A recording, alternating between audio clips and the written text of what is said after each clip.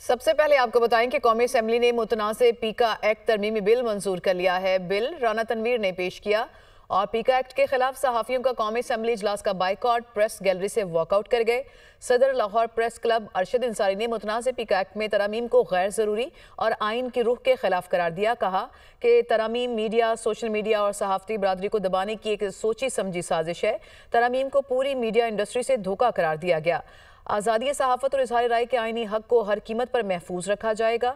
मुतनाज़ पीका एक्ट तरमीमी बिल की नई शिक 1A के तहत social media protection and regulatory authority कायम होगी। अथॉरिटी का मरकजी दफ्तर इस्लामाबाद सूबाई दारुल हुकूमतों में भी कायम होगा। अथॉरिटी सोशल मीडिया के प्लेटफॉर्म की सहूलत कारी करेगी। अथॉरिटी सोशल मीडिया सार्फिन के तहफ़्फ़ुज़ और हुकूक को यकीनी बनाएगी। कौमी असेंबली में डिजिटल नेशन पाकिस्तान बिल भी मंजूर कर लिया गया। बिल वज़ीर ममलिकत बराए IT शिज़ा फातिमा ने पेश किया।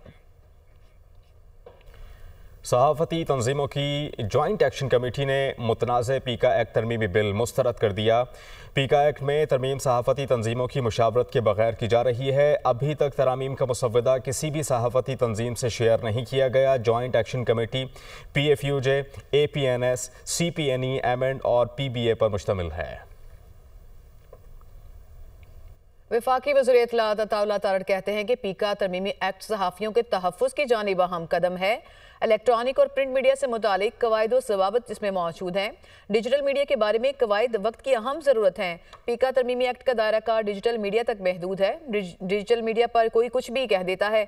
डिजिटल मीडिया पर सहाफ़त के नाम पर इल्ज़ाम तराशी की जाती है। इस्लामाबाद में सहाफ़ियों से गुफ्तगू के दौरान उन्होंने मज़ीद कहा कि डिजिटल मीडिया पर झूठ और प्रोपोगेंडे की कोई जवाबदेही नहीं है।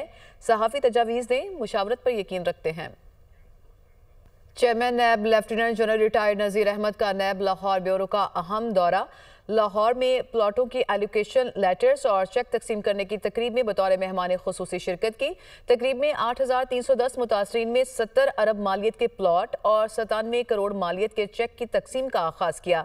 स्टेट लाइफ सोसाइटी के 2003 से प्लाटों की एलोकेशन के मुंतज़िर 6,750 मुतासरीन में 70 अरब मालियत के एलोकेशन लेटर बजरिया लेक सिटी होल्डिंग जारी किए गए। चेयरमैन नैब ने नैब लाहौर में बिजनेस कम्युनिटी के लिए बिजनेस सहूलत सेल का इफ्तिताह किया। चेयरमैन नैब ने कहा, ओवरसीज़ पाकिस्तानियों के प्रॉपर्टी से मुतालिक मसाइल के हल के लिए लाहौर में सहूलत सेंटर के क़याम का फैसला किया। कोशिश है कि हुकूमत ओवरसीज़ पाकिस्तानियों के लिए लाहौर में भी मखसूस अदालत कायम करे ताकि तरजीही बुनियादों पर मसाइल हल हों। रियल स्टेट सेक्टर के लिए भी लाहौर में सहूलत सेल के क़याम के अहकाम दिए हैं। जिन कामों में माजी में साल लगते थे अब हफ्तों में मुकम्मल करा कर देंगे। हुकूमत और PTI के दरमियान मुज़ाकरात खत्म। बैरिस्टर गौहर ने बड़ा ऐलान कर दिया। चेयरमैन PTI ने मीडिया से गुफ्तगू करते हुए कहा कि हुकूमत को जुडिशल कमीशन के क़याम के लिए 7 रोज़ का वक्त दिया था। बानी PTI ने जुडिशल कमीशन का ऐलान ना होने पर मुज़ाकरात खत्म कर दिए हैं। देखिए, आज खान साहब से मेरी मुलाकात हुई है, बाकी वकला की भी मुलाकात हुई है। खान साहब ने मीडिया से बात की है। खान साहब ने बड़ा दो टोक आज ऐलान कर लिया है कि आज तक हमने हुकूमत को उससे पहले टाइम दे दिया था, 7 दिन का हमने टाइम दे दिया था। ये खान साहब ने वाजे कर दिया था कि अगर कमीशन का ऐलान इसी दौरान नहीं होता तो हमारे मज़ीद राउंड्स मुज़ाकरात के नहीं चलेंगे। आज खान साहब ने दो टोक अल्फाज में कहा कि हुकूमत ऐलान नहीं करती और अभी तक ऐलान नहीं किया। हमारी तो बड़ी ख्वाहिश थी कि मुज़ाकरात हो और मुज़ाकरात आगे चले, लेकिन शायद सियासी इख्तिलाफात की जो ठंडक है वो इतनी ज़्यादा है जिससे बर्फ़ पिघल नहीं रही। अफसोस की बात है, हुकूमत की तरफ से आज तक कोई अनाउंसमेंट नहीं हुआ, लिहाजा खान साहब ने आज मुज़ाकरात कॉल ऑफ कर लिए। खान साहब ने कहा कि इसके बाद हमारी कोई मुज़ाकरात नहीं होगी अगर आज कोई सी भी वक्त में हुकूमत ने अनाउंस नहीं किया कि हमारा कमीशन बनते जा रहा है। कमीशन का ऐलान न होने की सूरत में आज से हमारे मुज़ाकरात कॉल ऑफ है। जबकि सेनेटर इरफान सिद्दीकी ने बैरिस्टर गौहर की जानिब से मुज़ाकरात ख़त्म करने के ऐलान को अफसोसनाक करार दे दिया। कहते हैं कि ऐसा क्या हो गया जो उन्होंने मुज़ाकरात ख़त्म करने का ऐलान किया। हम मुज़ाकरात को आगे बढ़ाना चाहते हैं। अगर पाकिस्तान तहरीक इंसाफ मुज़ाकरात नहीं चाहती तो वजूहात लिख कर दे।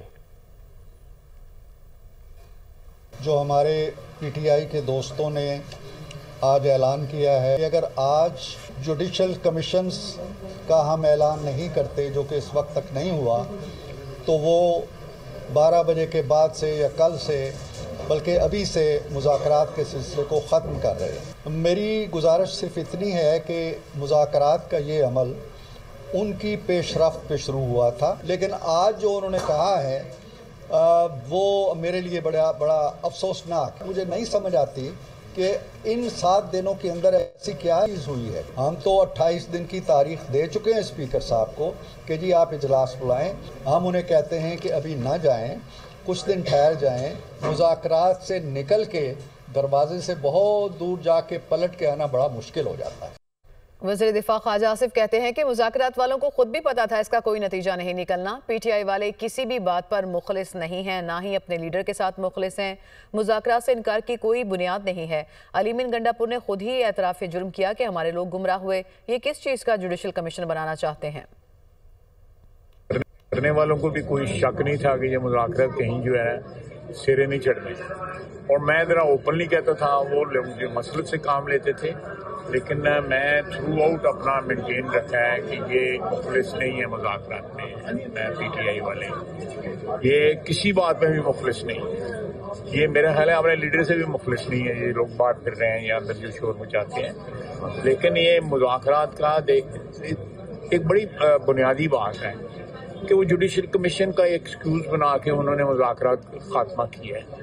ये एक्सक्यूज़ ही जो है इसके बेसिस ही कोई नहीं है। अलीमीन गंडापुर बार बार कह रहे हैं कि हमारे लोग गुमराह हो गए थे, यानी उन्होंने इतराफ़ जुर्म जो है वो किया है, लेकिन उसको गुमराही पे डाल दिया है। वज़ीर आज़म शहबाज शरीफ कहते हैं कि आलमी बैंक ने हाइडल तवानाई और इदारों में इस्लाहात समेत कई शोबों में ताउन किया। आलमी बैंक के साथ पाकिस्तान की शराकत दारी मजबूत है। आलमी बैंक के साथ शराकत दारी का फ्रेमवर्क 10 साल पर मुहित होगा। शराकत दारी फ्रेमवर्क से IT के शोबे में भी तरक्की होगी। Vielen Dank für Ihren Besuch nach Pakistan und Sie sind herzlich willkommen nach Pakistan. Vielen Dank für Ihre Hilfen und Herr Vice President, Ihre Bemühungen zur Stärkung der Partnerschaft zwischen Pakistan und die Weltbank. Ich möchte Ihnen versichern, dass wir alles zusammen tun werden, um die CPF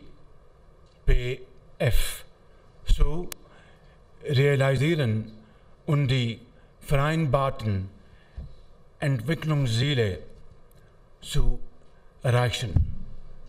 Das ist der wichtige Punkt. Vielen Dank für Besuch in Pakistan.